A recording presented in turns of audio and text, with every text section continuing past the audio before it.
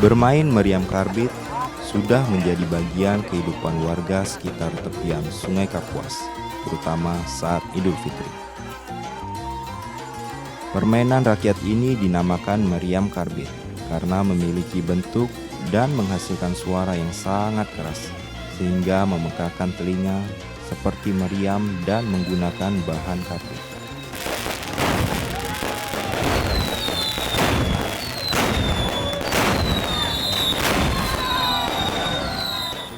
Jadi meriam karbit ini merupakan salah satu permainan tradisional ya dalam kategori dari objek pemajuan kebudayaan. Jadi meriam karbit ini rutin dilaksanakan khususnya di Kota Pontianak itu setiap menjelang Hari Raya Idul Fitri atau seminggu sebelum Hari Raya Idul Fitri. Jadi ini sebagai simbolisasi bahwa untuk mengingat kembali secara historis bahwa berdirinya Kota Pontianak itu ditandai dengan meriam ya, meriam yang ditembakkan oleh pendiri Pontianak saat itu, Syarif Abdurrahman Al-Qadri, awal berdirinya Kota Pontianak.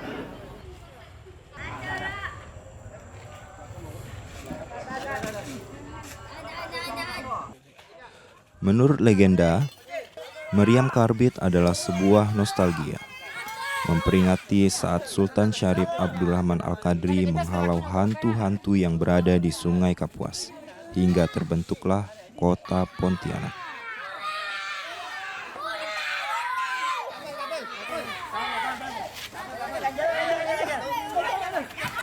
Kita kembali ke histori sejarah dari berdirinya Kota Pontianak. Ya, kita tahu kalau berdirinya Kota Pontianak oleh pendirinya saat itu ya, Syarif Abdurrahman Al-Qadri, berlayar dari Mempawah menuju ke pertigaan, dulu masih namanya Kuala Landak ya, belum ada nama Pontianak. Nah saat itu mereka berhenti di situ dan mulai turun ke darat ya. Cuma ada gangguan ya, kalau di beberapa referensi dikatakan menurut tradisi lisan ya itu kuntilanak, hantu kuntilanak gitu ya. Tapi kalau dari sisi sejarah seperti dinyatakan almarhum Wakil Gubernur ya Pak Jimmy Ibrahim, yang dimaksud kuntilanak itu perompak bajak laut. Nah, jadi di situ memang tempat berkumpulnya perompak saat itu. Nah, untuk mengusir mereka ditembakkanlah meriam. Nah, meriam yang dari pasukannya Syarif Abdurrahman Al-Qadri. Nah, setelah dibunyikan meriam, akhirnya mereka melarikan diri. Nah, barulah tempat itu mereka bisa kuasai, ditebas lokasi itu yang penuh hutan saat itu ya, pohon-pohon tinggi, dan didirikanlah dulu sebuah tempat ibadah kecil, langgar ya, mungkin kategori langgar lah kalau sekarang ya, sangat kecil sekali. Yang saat ini menjadi masjid Jami Sultan Syarif Abdurrahman Al-Qadri. Jadi untuk menandakan, mengingat kembali tentang sejarah pendirian Kota Pontianak, makanya tradisi meriam karbit itu terus dilestarikan. Karena itu salah satu membuka Kota Pontianak saat itu. Jadi untuk generasi ke depan akan ingat terus, dulu Pontianak dibuka dengan letusan meriam saat.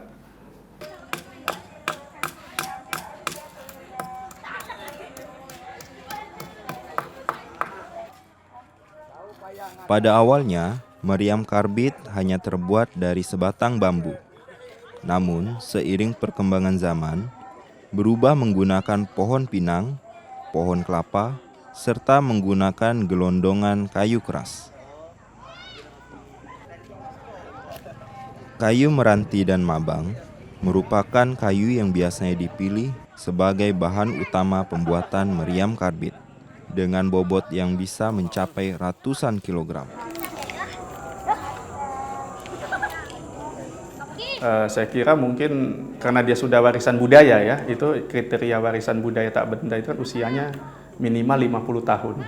Jadi itu sudah ada di bawah tahun 70-an, logikanya begitu. Kalau bahannya sih kayu meranti ya, atau kayu mabang. Nah itu prosesnya cukup ini ya, sekitar dua mingguan ya, dan mungkin 2 bulan ya, sejauh 2 bulan karena lama juga saya. Karena untuk melubangi kayu itu kan butuh ekstra. Yang paling berat kan membuat istilahnya simpai. Simpai itu kan kayak dililitkan rotan supaya tidak pecah. Nah, simpai itu dililitkan, setelah itu baru dia bisa diangkut ke tepi sungai itu. Jadi memang proses dan biayanya besar sekali, bisa jutaan itu. Terutama bahan bakunya tadi kayu meranti atau kayu mambang ya, mabang nih nyebutnya atau meranti. Nah, itu yang apa? Supaya lestari memang butuh dukungan anggaran ya. Saya lihat kalau karena udah jadi warisan budaya, saya yakin itu tetap sudah dianggarkan oleh pemerintah kota tiap tahun.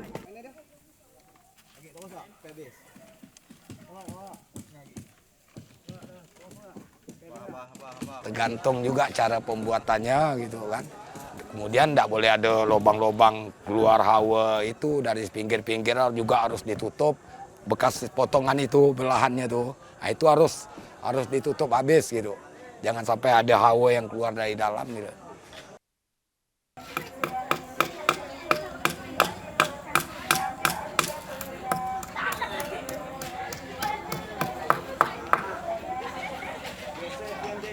Soalnya kalau dia bukan rotan, nggak bisa kayak tak seleng apa gitu, nggak bisa. Dia harus bermain ini. Jadi meriam begitu berbunyi dia harus bermain. Jadi nggak bisa pakai kawat, pakai seleng, nggak bisa, harus rotan memang. Ya supaya bermain, pantulannya bagus gitu.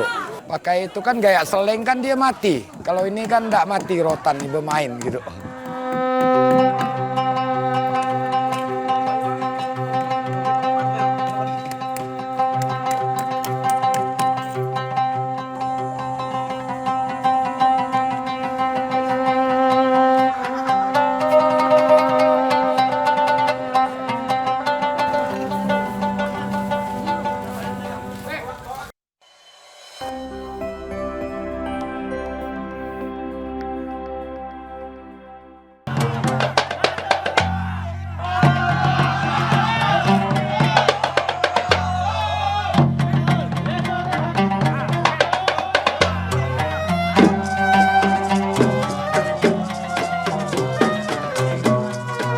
Pembuatan meriam karbit melalui proses yang panjang.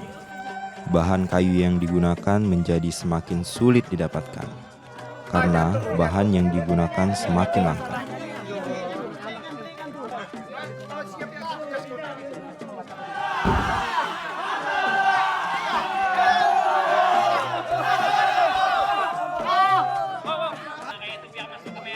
Karena meriam karbit ini sejak abad ke-18 itu sampai sekarang itu udah menjadi suatu tradisi turun-menurun. Cikal bakalnya terjadinya kota Pontianak, ya kan, sampai sekarang itu selalu dimainkan setiap momen-momen tertentu seperti hari jadi kota Pontianak, hari raya.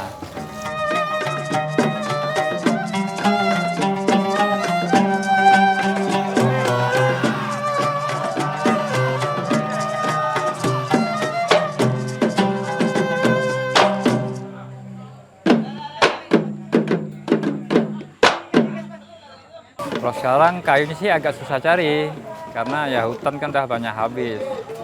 Jadi mau cari-cari ke daerah-daerah hulu sana, itu karena menyangkut daratan dengan air ini kan agak ada tingkatan perbedaan tingginya. Jadi kalau air pasang itu memudahkan untuk naik ke darat. Kalau air surut itu agak susah naik ke atas.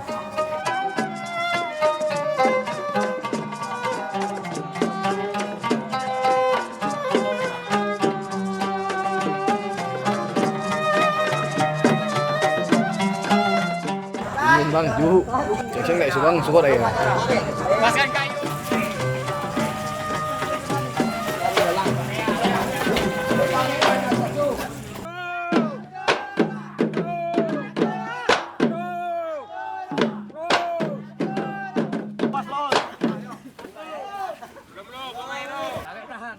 Untuk memperpanjang usia kayu serta menghilangkan rayap, kayu kemudian direndam di dalam Sungai Kapuas selama beberapa malam sebelum kemudian kayu dibawa ke atas panggar di tepi sungai.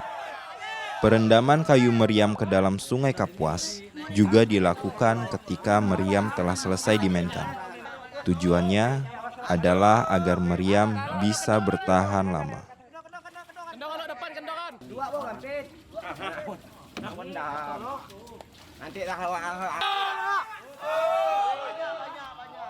Itulah yang bikin meriam nih semua. Kemudian warga juga bantu, yang mana sempat gitu bantu gitu. Mau yang tua-tua seperti letting saya juga turun gitu, bantu untuk menaikkannya nanti itu. Naikkan tuh ya.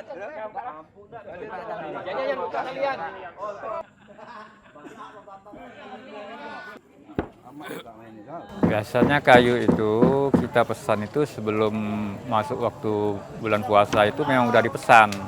Untuk sekarang pendanaan meriam itu lumayan besar. Pertama dikarenakan kayunya yang susah didapat, kita harus beli dengan harga yang cukup mahal. Jadi satu balok itu berkisar ya 1,5 sampai 2,5 juta. Nah, bahkan bisa juga lebih tergantung ukuran besar kecilnya, panjang pendeknya. Jadi penggalangan dana itu ya dari masyarakat.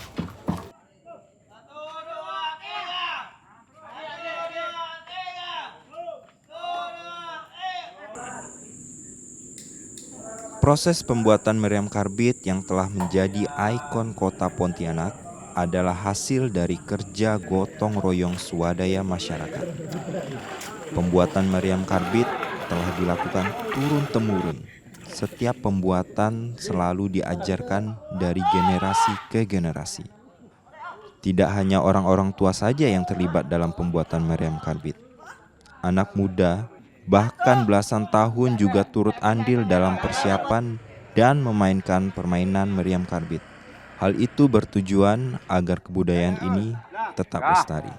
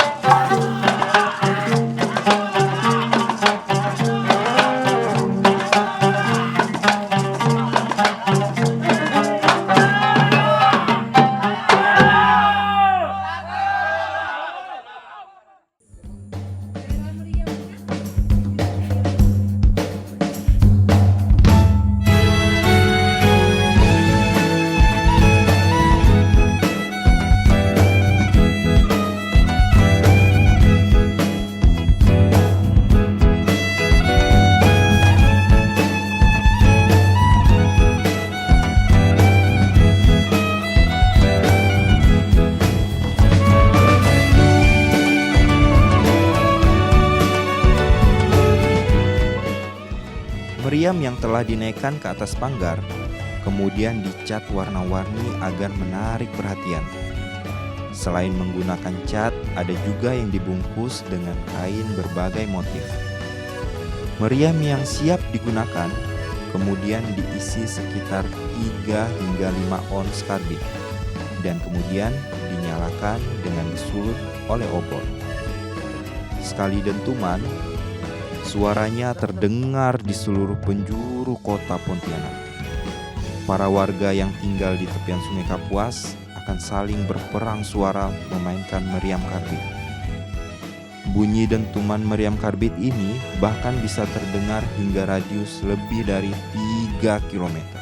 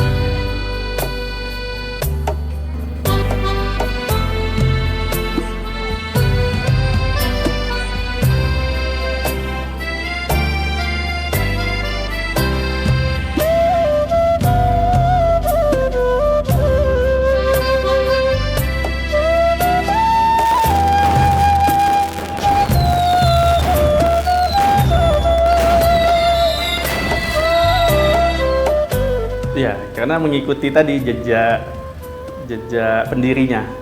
Karena kan dimulai dari sungai. Karena belayarnya dari sungai menuju ke Tanjung Besiku kalau disebut ya, pertigaan sungai, anak sungai Kapos dengan sungai Landak itu. Jadi dia kan berhadap-hadapan ya dengan seberangnya gitu ya. Jadi itu ya kalau melihat karena mengingat awal berdirinya saat itu memang budaya sungai, dari sungai. Karena pada masa itu belum ada jalan-jalan darat itu.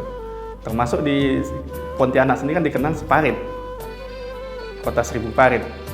Jadi kalau lihat peta-peta lama itu di tepi-tepi jalan kiri kanannya itu parit lebar-lebar, dan zaman itu memang alat transportasinya sampan, belum ada transportasi darat.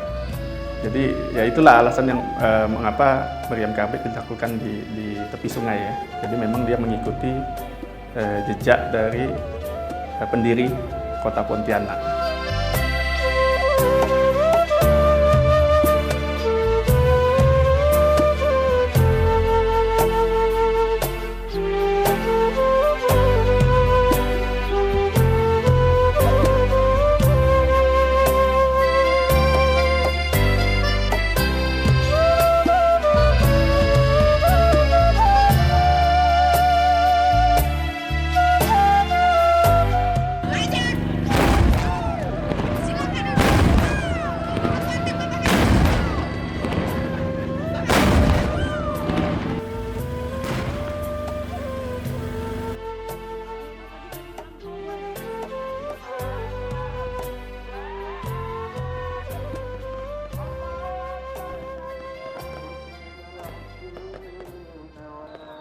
Nah, itu karbit.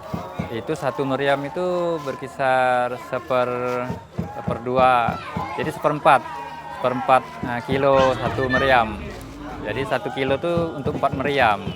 Ya, di sini ada meriamnya ada 5 meriam dengan ukuran yang bervariasi.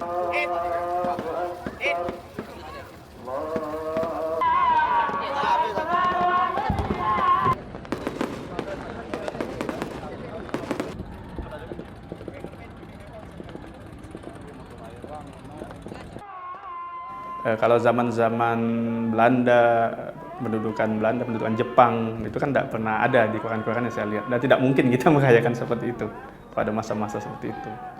Saya meyakini mungkin setelah Indonesia merdeka ya, di tahun-tahun 60-an atau tahun 50-an, itu festival itu ada. Cuma memang tetap butuh bukti. Nah ini tugas walaupun sudah ditetapkan warisan budaya, alangkah baiknya memang kita menulis khusus mengkaji tentang tadi sejarah dari Meriam Karbit.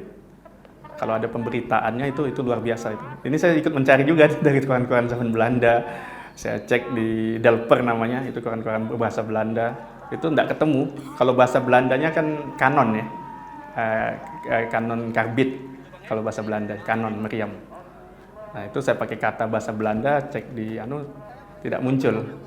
Jadi memang kemungkinan baru munculnya di tahun-tahun 50-60-an, kurang lebih ya. Itu masih dugaan, masih hipotesa, tapi karena udah dicari di bawah tahun itu nggak muncul di media-media saat itu.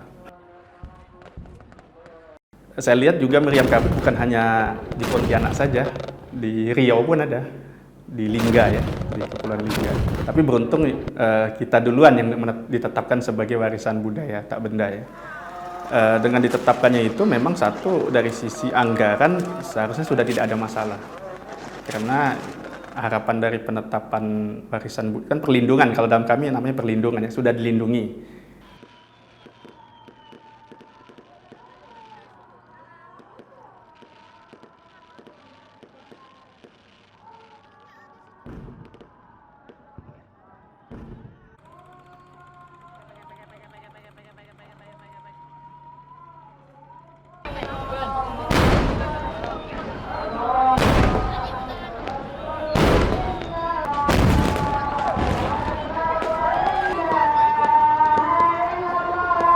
Karena titiknya kan banyak ya, bukan hanya satu ya di sepanjang Sungai Kapuas itu, baik di sisi istilahnya hulu atau hilir ya, istilah seberangnya atau di daerah Tanjung Hilir segala macam, di Imam Bonjol gitu ya.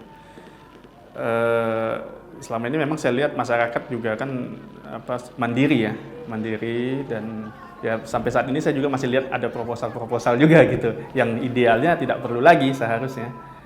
Ya harusnya kolaborasi lah. Jadi kalau misalnya dari pemerintah kota dirasa tidak cukup, mungkin bisa didukung dari provinsi. Dan kalau provinsi pun masih tidak, ya mungkin dari kementerian. Ya karena di kementerian sendiri memang ada suatu namanya fasilitasi atau dana Indonesiana yang terkait dengan pelestarian kebudayaan tadi. Nah, cuma tidak cukup di situ ya, itu baru awal istilahnya sertifikat dari warisan budaya. Tapi tujuan dari penetapan itu adalah pelestarian. Nah, pelestarian ini ya agar tradisi itu tidak hilang. Oleh karena itu memang butuh tadi anggaran yang itu sudah istilahnya harusnya masuk di APBD Kota Pontianak dan mungkin juga APBD Provinsi Kalimantan Barat, sehingga masyarakat dalam menyelenggarakan itu tidak ada kesulitan lagi untuk dari sisi anggaran. Dan harapannya juga dengan lestarinya tradisi ini akan terus dikenal sampai ke anak cucu ke depan.